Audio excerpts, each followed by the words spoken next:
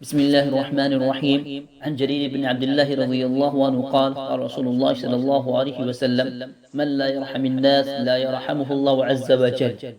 اللہ رب العزت رحمان الرحیم ہے، اس کی رحمت ہر چیز پہ وسیع ہے، انسان اور حیوان پہ چھائی ہوئی ہے، فطرت انسان میں رحمت رکھی گئی ہے۔ خود اللہ تعالیٰ نے انسان کو رحم کرنے اور عفو و درگزر سے کام لینے کا حکم فرمایا ہے۔ حدیث میں ہے، رحم کرنے والوں پہ رحمان رحم کرتا ہے، تم زمین والوں پہ رحم کرو، آسمان کا مالک تم پر رحم فرمائے گا۔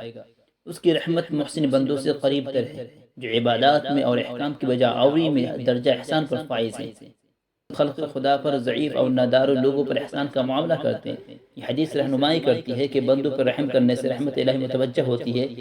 ایک حدیث میں ہے، جس میں رحم نہیں وہ رحمت کا حقدار نہیں۔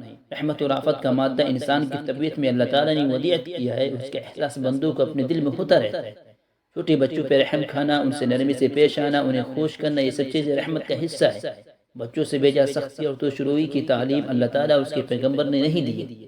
ایک اعرابی نے رسول اللہ صلی اللہ علیہ وسلم اور آپ کے اصحاب کو بچوں کو چومتے ہوئے دیکھا تو کہنے لگا کہ میرے تو 10 بچے ہیں، میں نے کبھی کسی کو نہیں چوما۔ آپ علیہ السلام نے فرمایا، اگر خدا نے تیرے دل سے رحمت کو سلب کر لیا ہے تو اس میں ہم کیا کر سکتے ہیں؟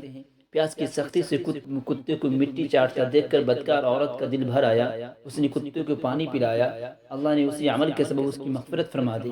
اور عبادت گزار عورت کی پکڑ ہو گئی، کیونکہ اس نے بلی کو باندھے رکھا، نہ اسے کھانے کو دیا اور نہ ہی کھولا کہ خود کیڑے وغیرہ کھا لیتی، حتیٰ کہ وہ مر گئی۔ چنانچہ جانوروں پہ رحم کھانے اور ان کے ساتھ اچھا برتاؤ کرنے کی وجہ سے اللہ کے یہاں سے برکت و ثواب کے فیصلے ہوتے ہیں، اور برے برتاؤ پر دنیا و آخرت دونوں میں پکڑ ہوتی ہے۔ خلاصہ کلام یہ ہے کہ رحمت صفت الہی ہے، اور اسی صفت کا واسطہ دے کر ہم اپنی عبادتوں کا آغاز کرتے ہیں۔